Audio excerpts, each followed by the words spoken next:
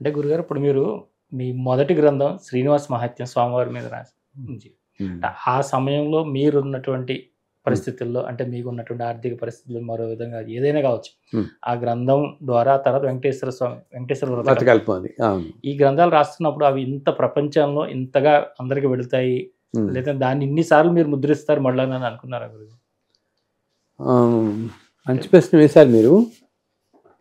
ఒకటి ఏంటంటే సత్యం గారు, మనం ఇటువంటి విషయాలు ఈ రోజులు ఇందా చెప్పానే,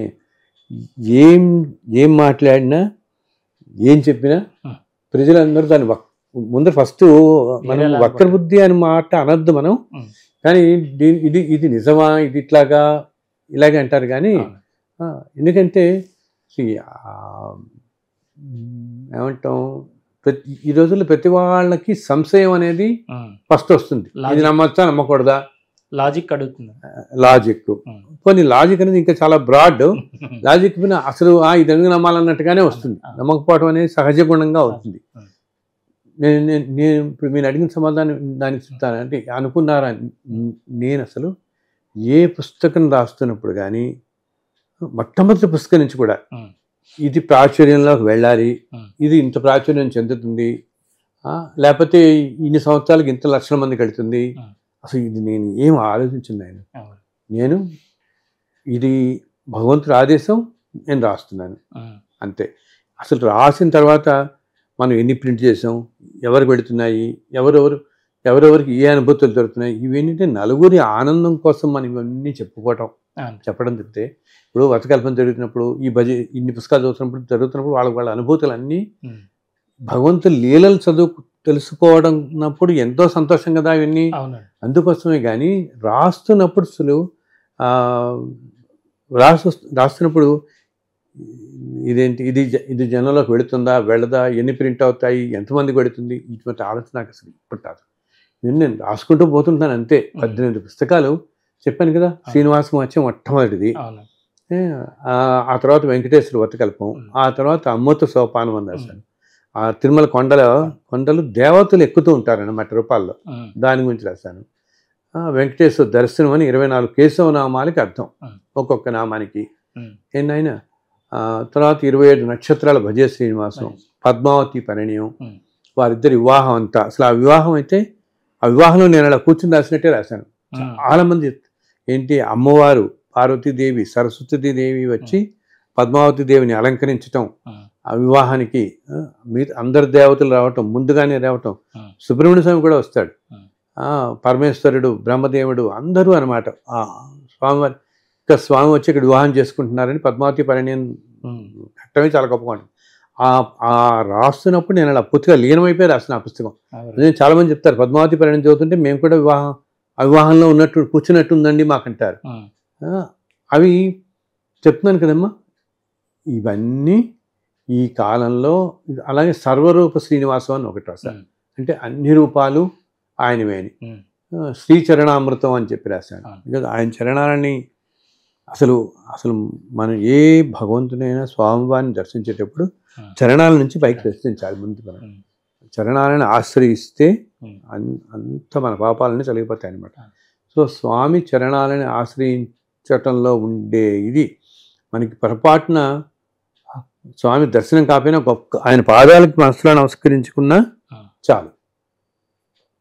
మనకి సుప్రభాతంలో కూడా ఎన్నో వస్తాయి కదా, వెంకటేశ్వర శరణం శరణం ప్రపంచం అంటాం కదా మనం ఆయన చరణాలని.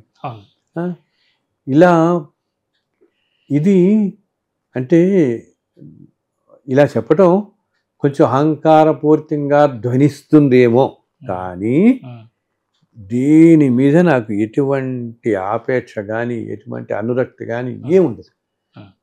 అలా ఆయన ఆదేశం ఏంటి రాశాను. ఇప్పుడు 27 నక్షత్రాలతో రాశాను.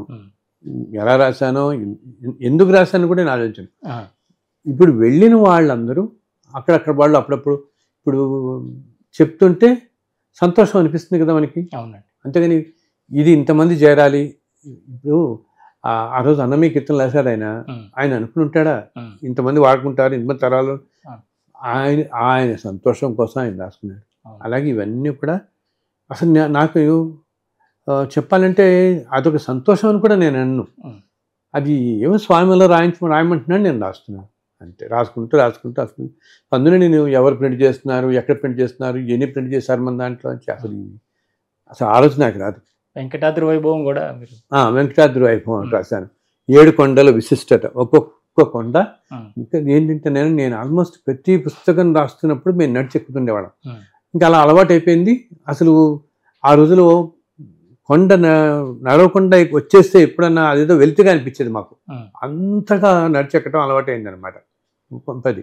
సో ఒక్కొక్క కొండ విశిష్టత ఏమిటి, వెంకటాద్రి వైభవం అంటే వెంకటాద్రి వైభవంలో రాసింది గరుడాద్రి, వెంకటాద్రి, నారాయణాద్రి, విషాద్రి అంటే ఒక్కొక్క కొండ విశిష్టతని వివరిస్తూ రాసుకెళ్ళాను అనమాట దాంట్లో. వెంకటాద్రి వైభవం. అలాగే అమృత దర్శనం, అమృత దర్శనం అది జన్మజన్మల బంధాలు గురించి రాసిన పుస్తకం. ఇంత ముందు జన్మల్లో వాళ్ళందరూ మళ్ళీ ఎలా కలుస్తున్నారు ఏమిటి అని చెప్పేసి ఒక్కొక్కటి మళ్ళీ. అంటే గురుగారు నాకు ఏంటంటే మీరు శ్రీనివాస మహాత్యం మొదటి గ్రంథం రాసినప్పుడు చాలా అనుభూతులు, స్వామివారు మీకు దర్శనం ఇచ్చి వారు ఇవన్నీ చూపించుంటారు కదా, లీలలన్నీ కూడా. కానీ మీరు అవన్నీ అయితే మాకు ఇవ్వలేదు కదా గురుగారు. కొన్ని ఇచ్చారు, అన్నీ ఇవ్వలేదు కదా. వాటి గురించి అదే అసలు అన్ని గ్రంథాల వెనకాల ఎన్నో జరిగాయి. నేను దా చెప్తున్నట్టు ఇవన్నీ ఇప్పుడు ఒక్కొక్క కాలంలో లోకానికి రావాల్సి పడింది. ఇప్పుడు నేను ఇప్పుడు చెప్తున్నట్టుగా ఒక నారాయణీయం ఒక కాలంలో వస్తుంది. భారత రామాయణాలు వ్యాసుల వారు మనకు అందించారు. తర్వాత కాలాల్లో ఎంతోమంది మహానుభావులు మనకి, ఆది శంకరాచార్యులు ఆయన ఎన్ని మనకి అందించారు. మనకి ఈరోజు ఇంత ముందంటే కేవలం 32 సంవత్సరాల జీవితకాలంలో ఇన్ని వ్యాఖ్యానాలు ఇన్ని రాసి మనకి ఈరోజు ఇంత ఇచ్చారంటే ఎంతటి మహానుభావులు. సో ఏ కాలాలలో లోకానికి ఏమి రావాలో అవన్నీ నిర్దేశింపబడి ఇలా వచ్చేస్తుంటాయి. లోకానికి రావాల్సినవి ఇవన్నీ అన్నమాట. అవి భగవంతుడు ఏంటంటే ఆయన అనుగ్రహం కొద్దీ మనకిచ్చాడు. ఏదో ఇప్పుడు అవన్నీ రావాలంటే ఒక సాధనం కావాలి కదా మనకి.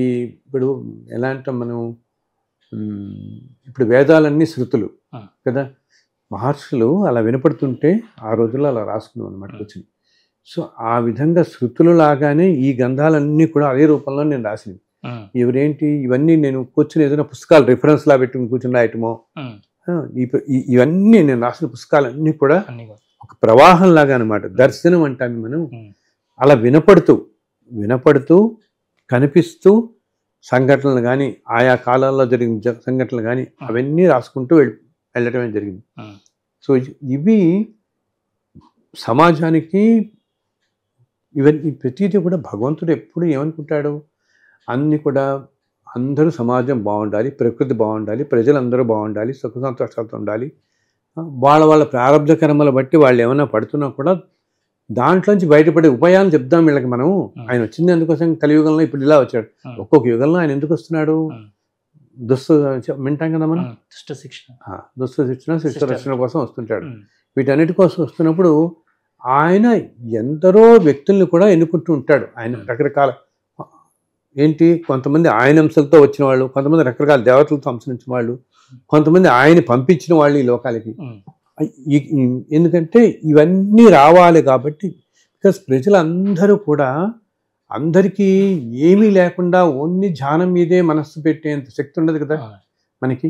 సో వాళ్ళకి అతి తేలికైన సాధనాలు ఈ కష్టాల నుంచి ప్రారంభం నుంచి బయటపడడానికి తేలిక సాధనాలు ఇవన్నీ కూడా శ్లోకాలు, స్తోత్రాలు, పుస్తకాలు.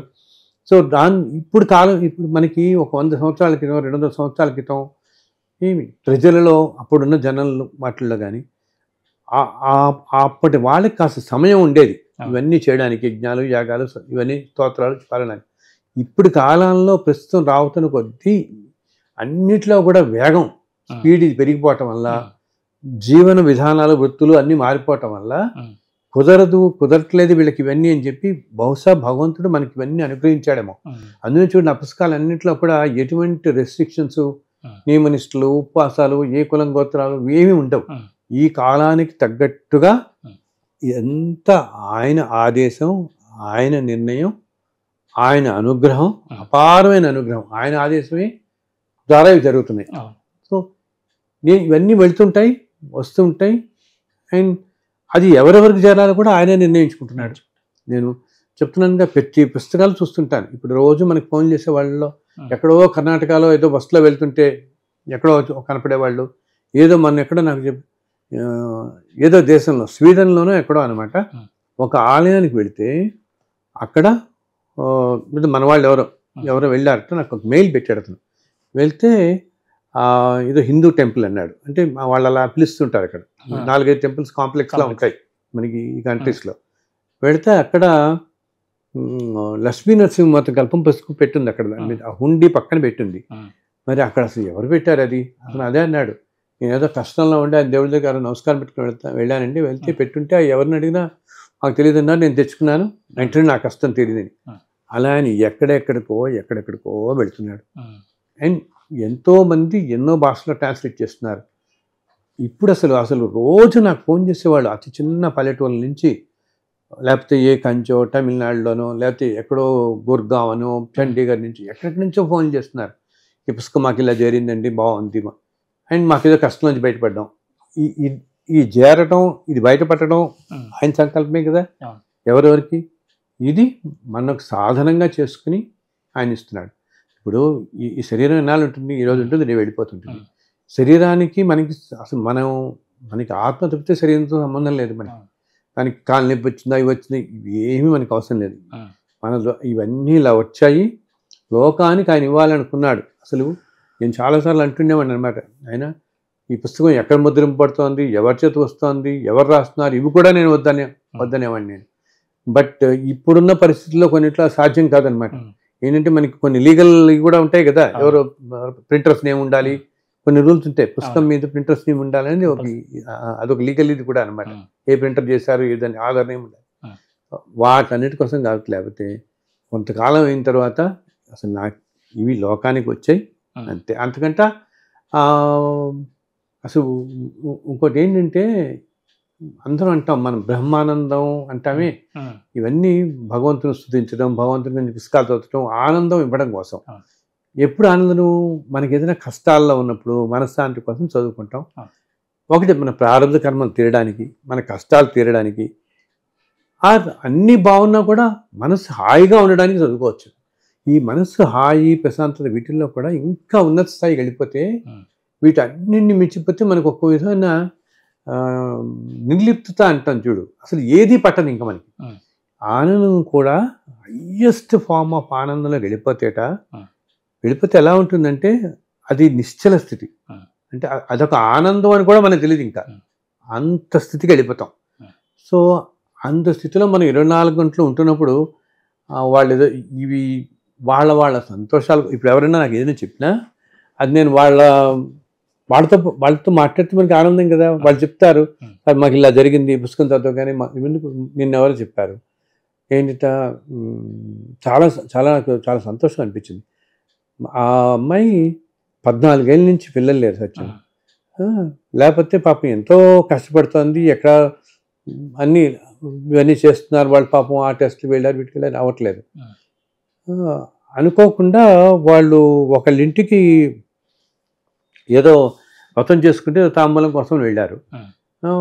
దాంట్లో కూడా ఏంటంటే వీళ్ళ ఫ్రెండ్ ఎవరో అక్కడెవరో వాళ్ళు ఏదో 50 మందికి ఇచ్చుకుందాం అంటున్నారట, రాలేదు, తక్కువ 50 51 ఏదో అంటే తక్కువని వీళ్ళ స్నేహితురాలు ఈ పిల్లని తీసుకెళ్తుంది. అమ్మ వాళ్ళు తక్కువయ్యారు, నువ్వు కూడా రాకాస్తా అని చెప్పేసి. సో తీసుకెళ్తే అక్కడ వాళ్ళు 51 అనుకుంటారు కదా, ఈ పిల్ల కూడా వెళ్తుంది, 51వ పిల్ల కింద వచ్చింది. అక్కడ వాళ్ళు వెంకటేశ్వర వ్రతం చేసుకుని ఆ అమ్మాయి 51 పంచుకుందాం అనుకుంది. ఆ 51 పుస్తకం ఈ అమ్మాయికి వచ్చింది. ఇది సరే ఏదో వచ్చింది కదా అని భక్తి, అసలంటూ భక్తి ఉన్న పిల్లే అనమాట. సో చదువుకుంది. ఆశ్చర్యం ఏంటంటే చదువుకుని నెల రోజుల లోపలే తను కన్సీవ్ అయ్యిందిట. కన్సీవ్ అయ్యి ఇంకక్కడితో ప్రతిరోజు చదువుకునే తను. ప్రతిరోజు చదువుకున్న తర్వాత నాకు ఈ మధ్య పెట్టింది, నాకు మెయిల్లో మెసేజ్ పెట్టింది. దాంట్లో ఇలా చదువుకున్నానండి, నాకు ఇలా దొరికింది చూడండి, నేను ఆ రోజు వెళ్ళాను నేను, అసలు నాకు వాళ్ళు ఎవరో తెలియదు, మా స్నేహితురాలు వాళ్ళ స్నేహితురాలు ఎవరో చేసుకుని తక్కువ అయ్యారని చెప్పి నన్ను ఇంకోళ్ళ కింద తీసుకెళ్ళింది అక్కడికి. నేను అంతకుముందు వెళ్ళాను, ఇలాగ స్వామివారి అంటే భక్తి కాబట్టి వెళ్ళాను. అండ్ చివరికి కన్సీవ్ అయ్యి ఆమె చక్కటి పిల్లవాడు శ్రావణ శనివారం రోజు పుట్టాడు. అబ్బా. అది కూడా ఏంటి, ఆ పిల్లవాడికి నుదుటి మీద చిన్న నామం కూడా పుట్టినప్పుడు కనపడింది వాళ్ళకి. స్వామివారి పేరు ఏదో పెట్టుకున్నారు కూడా వాళ్ళు. అంటే ఇది వాళ్ళ ప్రైవసీ కోసం నేను పేరు చెప్పట్లేదు, పేరు కూడా చెప్పారు వాళ్ళకి, ఈ పేరు పెట్టుకున్నామని చెప్పి, శ్రావణ శనివారం రోజు పుట్టాడు ఈ పిల్లాడని చెప్పి. అండ్ ఆ జాగ్రత్తను చూసావా ఎంత విచిత్రంగా చేరిందో వాళ్ళకి. ఇలా వాళ్ళు ఎంతో ఆనందపడతారు. ఇవి ఈ లీలలు ఏంటంటే భగవంతు లీలలు. ఇప్పుడు భాగవతం నిండా కృష్ణ లీలలు, భాగవత లీలలే కదా, ఎంతో ఆనందం కలిగిస్తాయి. పరీక్షిత్ మహారాజు అదే కదా చెప్తాడు, ఆ 4 రోజులు ఆనందం కలిగించేవన్నీ ఆయన విందాం అనుకుంటాడు. మనుషులందరికీ మనకి స్వాభావికంగా ఎప్పుడు కూడా ఎంతో ప్రతి మనిషి కూడా వాళ్ళకి డబ్బు ఉండనివ్వండి, పదవులు ఉండనివ్వండి, ఉన్నప్పటికీ కూడా ఎప్పుడూ నిరాశతోనే ఉంటారు మనుషులందరూ. ఏదో నిరాశతోనే ఉంటారు. వాటిని అన్నింటినీ పోగొట్టుకోవడం కోసమే భగవంతుడి లీలలు చెప్పుకోవడం, తలుచుకోవటం, వినటం. సో ఇలా నాకు నలుగురు చెప్తూనే కూడా నేను ఇంకో నలుగురు చెప్తున్నాను, ఎందుకంటే అందరి ఆనందం కోసం ఇవన్నీ చేస్తుంది. సో ఇన్ని పుస్తకాలు రాయటం జరగడం ఇవన్నీ కూడా స్వామి నిర్దేశించాడు ఈ కాలానికి. అండ్ తర్వాత ఇప్పుడు మొదట్లోనే మనం ఇలా ఉన్నాము. అండ్ ముందు కాలాల్లో మనుషులు ఇంకా ఎంత అసక్తులే ఉంటారు, ఈ ధర్మం ఇంకా ఎంత తగ్గిపోతుంది. అటువంటిప్పుడు ఇవన్నీ ఉపకరణాలుగా ఉంటాయి కదా, అందరికీ ఉపయోగపడతాయి, తేలిక మార్గాల్లో ఉపయోగపడతాయి. అండ్ ధర్మంగా ఉండడానికి వాళ్ళని ప్రేరేపిస్తాయి, ముందర ధర్మార్గంలో ఉండడానికి. అండ్ అది కూడా వాళ్ళ ప్రారంభ కర్మల బట్టి వాళ్ళంత ఆచరించడం మొదలు పెడతారు, అసలు అంటూ మొదలు పెడతారు. ఇప్పుడు చాలామంది చెప్తుంటారు, మీ తేలిగ్గా చెప్తున్నారండి, మీరు తేలిగ్గా చెప్తున్నారు, దానివల్ల మాకు చాలా తేలిగ్గా హత్తుకుంటుంది. ఇందాక చెప్పాను చూడు, నేను అజంతరమైన భక్తి అంటే టీవీలో చూస్తూ ఈయన హారతి వస్తుంటే ఫ్యాన్ ఆపుతున్నాడంటే ఎటువంటి ఎంత అచంచలమైన భక్తి అంటే, ఎంత మమేకమైపోతారు భక్తితో. ఎందుకు ఆయన అలా చూపిస్తాడు అటువంటి వాళ్ళకి. ఎందుకు కొంతమంది ఏదో ఆ మధ్య ఒకరు చెప్పారు, వాళ్ళకి అవతల ఒడ్డున ఆలయం ఉంటుంది, ఈయన రోజు చిన్న కాలువ ఉంటుంది అన్నమాట, ఆ కాలువ దాటి వెళుతూ ఉంటాడు ఆ స్వామి దర్శించుకోవడం కోసం అన్నమాట. ఇలా ఇటువంటివి చాలా ఉన్నాయి మన కథల్లో. ఇది నేను ఒకళ్ళ దగ్గర విన్నాను. ఒకరోజు పెద్ద వర్షాలు పడి ఏంటంటే అది ఆ కాలం అంతా కూడా చాలా పొంగి ప్రవహిస్తుంటుంది. ఇంట్లో వాళ్ళంతా గోల అంటారు, మీరు వెళ్ళకండి ఈరోజు అంటే, నేను స్వామిని దర్శించకుండా ఎలా ఉంటాను, నాకు ఇక్కడ మోకాలు దాకానే కదా నీళ్ళు వస్తానంటాడు. ఇది ఈ మధ్య ఒక ఆయన ఒక పల్లెటూరులో ఈ నల్గొండ జిల్లాలో ఒక చెప్పాడు నాకు, నాకేం జరుగుతుందంటే వీళ్ళంతా నువ్వు కాలు పెట్టావంటే కొట్టుకుపోతారు, ప్రవాహం అంత ఉధృతంగా ఉంది, ఈ భారీ వర్షాలు పైవన్నీ నుంచి పడి వాగలని పొంగి ఇది మొత్తం పొంగిపోతుంది వెళ్ళదంటే నేను వినిపించుకోకుండా ఇంకా వాళ్ళు అనుకుంటారు తిరిగి రాడని, ఊళ్ళో ఎవరు అనుకుంటారు తిరిగి నేను దగ్గర కూడా సాగించలేదు. ఇతను అలాగే వెళతాడు, అంత నీళ్ళే ఉంటాయి, నీళ్ళలో నడుచుకుంటూ వెళ్ళిపోతాడు, మాయమైపోతాడు, కనపడి ఇంక వీళ్ళకి.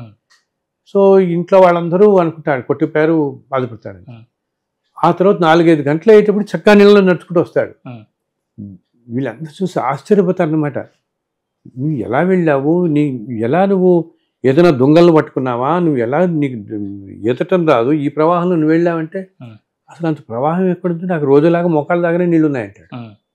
విన్నారా, రోజులాగానే మోకాళ్ళ దాకానే ఉన్నాయి నీళ్ళేమో, నాకేం ప్రవాహం నాకేం కనపడలేదు, నాకేం లేదు, నేను ఇలా నడుచుకుంటూ వెళ్ళాను, నా స్వామికి దర్శనం పెట్టుకున్నాను, నా స్వామివారికి కృష్ణస్వామి, నా కృష్ణస్వామిని దండం పెట్టుకుని దర్శనం చేసుకుని వచ్చాను, చక్కగా వచ్చాను, ఆయన నాకెక్కడ కనపడలేదు, నాకు చూడండి అని చూపిస్తాడు.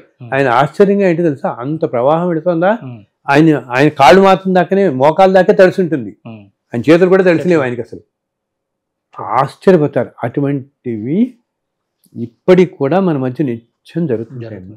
నిత్యం జరుగుతుంటాయి. ఏంటంటే కొంతమంది ప్రజలు నమ్మరు అని కొంతమంది చెప్పటం లేదు, కొంతమంది ఏంటంటే ఇది మనం చెప్పుకుంటే అహంకారంగా ఉంటుందేమో అని భయంతో చెప్పట్లేదు. ఎన్నో వేలు వాళ్ళు అనుభవిస్తున్నవి జరుగుతున్నవి చూస్తున్నారు. అండ్ అంతమంది మహానుభావులు మన మధ్య ఉన్నారు కాబట్టి ఈ మాత్రం ఉంది ప్రపంచం అంతా. ఇంకా నిత్యం అలా స్వామి పక్కన కూర్చునే వాళ్ళు, స్వామి అంటే నేనేంటి భగవంతుడే సాక్షాత్తు కూర్చునేవాడు, భగవంతుడితో మాట్లాడేవాళ్ళు. ఎన్నో రూపాలు అవ్వచ్చు. ఈ రూపాలన్నీ అసలు అసలు శాస్త్రాల్లో వేదాల్లో చెప్పబడుతుంది ఉన్న రూపాలు 6 అని చెప్తారు. ఒకటే రూపం సరే, తర్వాత కూడా 6 రూపాలే మనం విభిన్న రూపాలుగా కొలుస్తామని అదొక సిద్ధాంతం ఉంది. ఇట్లా చెప్తుంటే ఇటువంటి ఇప్పుడు మనకి ప్రవచనకారుల్లో కూడా ఎంత నిష్ఠాగరిష్ఠులు ఉన్నారు. ఎంతో ఏమిటి వాళ్ళు బయటికి ప్రవచనం చెప్తున్నట్టు కనపడుతున్నా ఏది అంటదు వాళ్ళకి లోపల. కేవలం సమాజం బాగుపడాలి, అందరూ బాగుండాలి అని కోసమే చెప్తున్న వాళ్ళని అందరూ తరించాలి, ముందు తరాల వాళ్ళు తరించాలి, తర్వాత తరాల వాళ్ళు. ఇవన్నీ గ్రంథ రూపంలో కూడా పుస్తక రూపంలో ఎందుకు చేపడుతున్నాయంటే ముందు తరాల వాళ్ళు తరించాలి. ఇవన్నీ ఇప్పుడు మనకి ఏ ద్వాపర యుగాల్లోనో ఎవరో కూడా చాలా బ్రహ్మాండంగా రాసుండొచ్చు వీటన్నిటి వ్యాఖ్యానాలు. ఇప్పుడు విష్ణు సహస్రనామానికి ఇన్ని వ్యాఖ్యానాలు మనం చూస్తున్నాము. ఇది తర్వాత కాలం కొన్ని కాలం మరుగున పడిపోతే కూడా ఉంటాయి కూడా ఎన్నో. అవి కాకుండా ఉండడం కోసం ఇప్పుడు ఇవన్నీ భగవంతుడు ఏం చేస్తాడంటే మళ్ళీ ఈ కాలాల్లో ప్రస్తుత కాలంలో కూడా అప్పుడప్పుడు ఎవరో ఒకరి ద్వారా లోకానికి వస్తున్నాయి. అలాగా నాకు ఎన్నో జన్మల పుణ్యఫలం కొద్దీ చెప్పానుగా అపూర్వ అనుగ్రహం చేత మాత్రమే ఇవన్నీ నేను రాయగలిగాను.